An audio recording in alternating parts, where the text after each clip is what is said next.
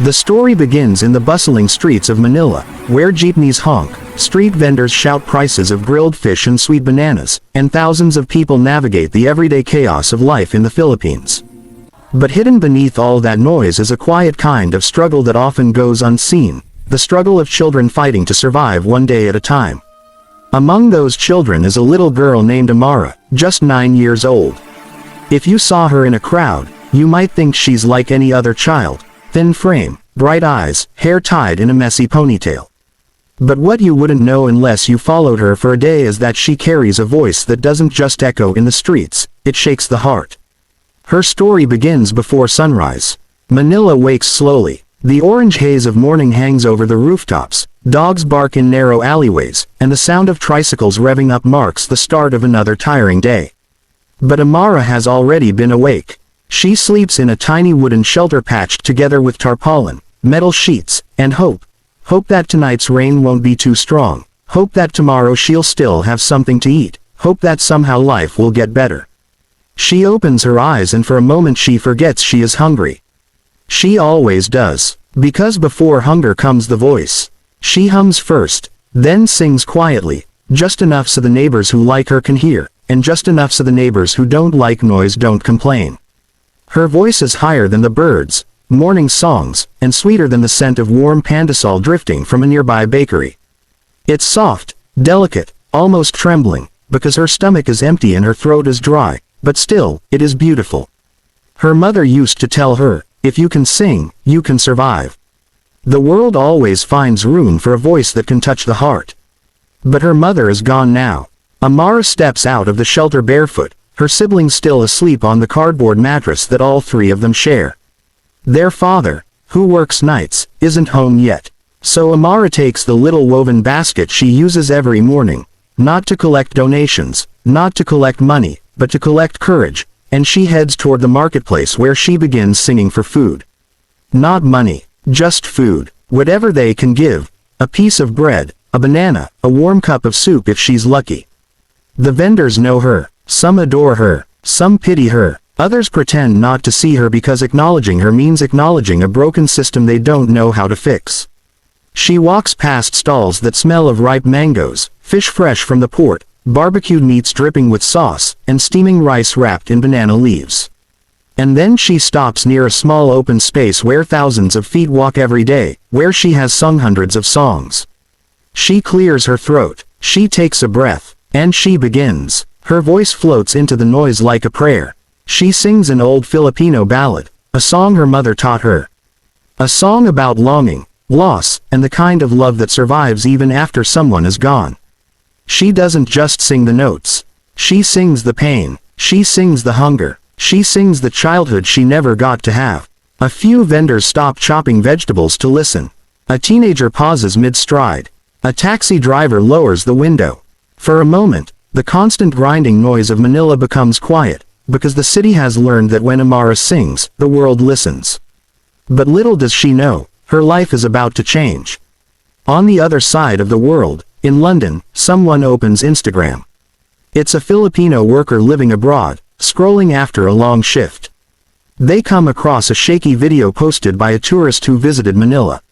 In the background is noise, crowd chatter, the honking of cars, and in the middle of all that chaos is the voice of a little girl singing like she was born for a concert stage. The worker watches the video 3 times. Then 10 times. Then they send it to their cousin. Their cousin sends it to a friend. That friend sends it to a Filipino vlogger. Within a week, the video reaches celebrities, journalists, and musicians. And then, somehow, unbelievably, it reaches Simon Cowell himself. Now, when people talk about Simon, they often talk about his blunt honesty, his intimidating presence, his high standards.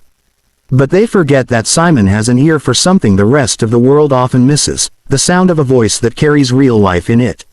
When Simon watches the video, he notices something most people don't. He doesn't just hear the talent. He hears the heartbreak behind it. He sees the exhaustion in the little girl's eyes. The courage, the hunger that shouldn't exist in a child. He watches the video again. And again. Then he makes a decision. He wants to bring her to the world stage. Not because she's a novelty, not because she's viral, but because she deserves a chance no child should have to earn through suffering. It takes 2 months of paperwork, coordination with local groups, and a lot of help from volunteers who want to see Amara shine. And then one day, someone approaches her family. They explain everything. They show the video. They talk about the opportunity. Her father doesn't know what to say. He is a man who has lost more than he has gained. He has buried his wife. He has watched his children go to sleep hungry. And now, suddenly, there is hope knocking at his door, hope that seems almost too good to trust. But he looks at Amara. And when she smiles, even he cannot deny it. The world is calling her. Days later, Amara steps into an airplane for the first time.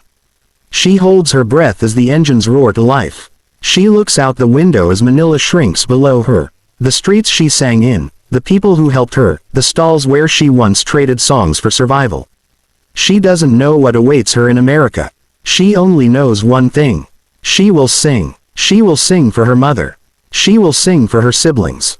She will sing for every child who has ever been hungry, forgotten, unseen. And then the scene shifts to the America's Got Talent stage. Polished floors, bright lights, a massive audience, judges' table gleaming under the spotlights. For most contestants, arriving here is a dream. For Amara, it is a miracle. She steps onto the stage wearing a simple dress donated by a kind stranger. She is barefoot, not because she wants to be, but because shoes feel unfamiliar. She stands at the center of the stage, her feet cold against the glossy floor. She looks out at thousands of faces staring back at her. And then she sees him.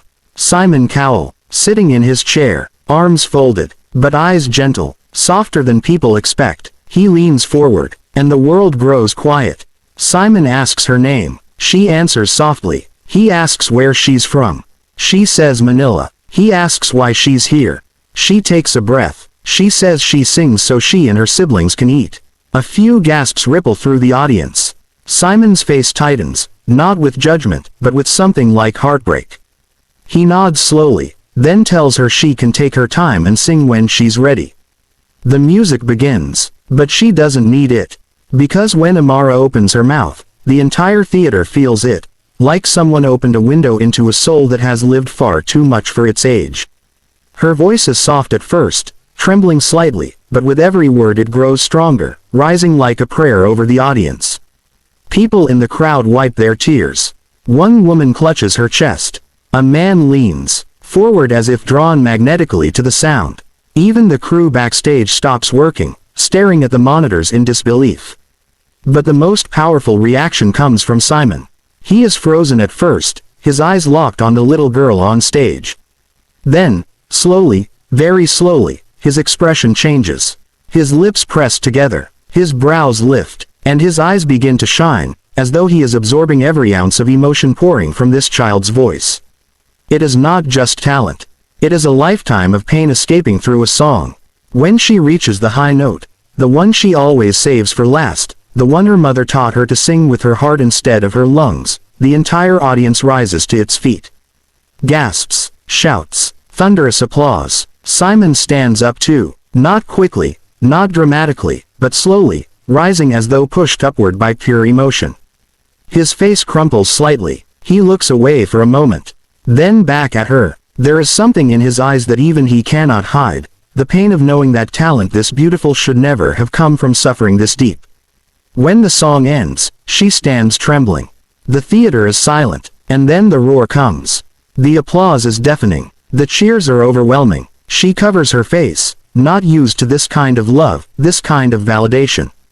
Simon signals for the room to quiet down. He leans into his microphone. He begins speaking, but his voice cracks slightly. He tells her she has one of the most heartbreaking, beautiful voices he has ever heard. He tells her that talent like hers comes once in a generation. He tells her that no child should ever have to sing for food.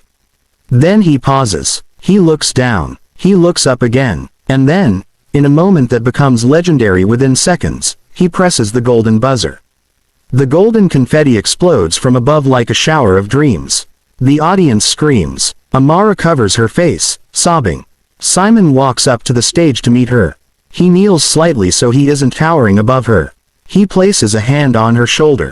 And he tells her, "You will never have to sing for food again." Everyone watching, in the theater, at home, online, feels the weight of those words. Because it's not just a buzzer. It's not just a compliment.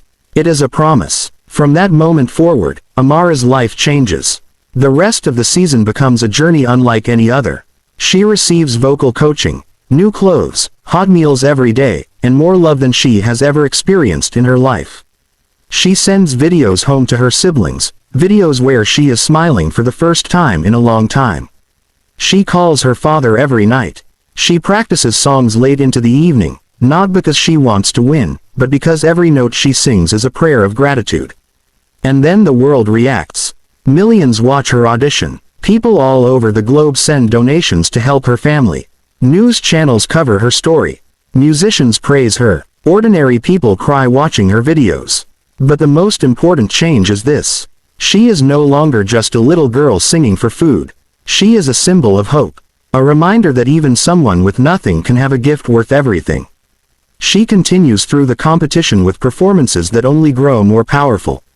Each week, she sings with the rawness of someone who has lived through hunger, and the courage of someone who refuses to be broken by it.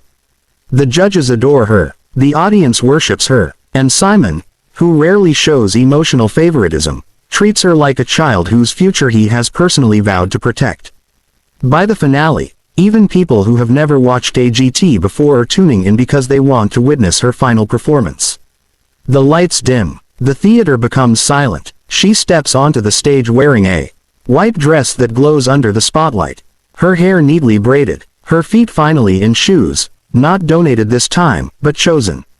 For the first time, she looks less like a street child and more like the star she truly is. She sings a song dedicated to her mother, her siblings, and every hungry child still singing in the shadows of the world. And as her final note soars through the room, you could swear the heavens themselves open to listen. The audience cries, Simon cries, the world cries, and then the results are announced. Whether she wins or not matters less than what she has already won: safety, opportunity, dignity, and a future brighter than the streets she once walked barefoot. Her father arrives in America. Her siblings arrive too. And for the first time in a long time, they sit together, full, safe, and smiling. Amara's story becomes a global reminder that talent is everywhere, but opportunity is not. That some children fight battles no child should fight. And that sometimes, all it takes is one viral moment, one voice, one person who chooses to care, to change a life forever. And so, as this video ends, I want to leave you with this. Every day, millions of children sing in the streets, hoping not for applause, but for survival. Most of them will never meet Simon Cowell. Most of them will never stand on a world stage.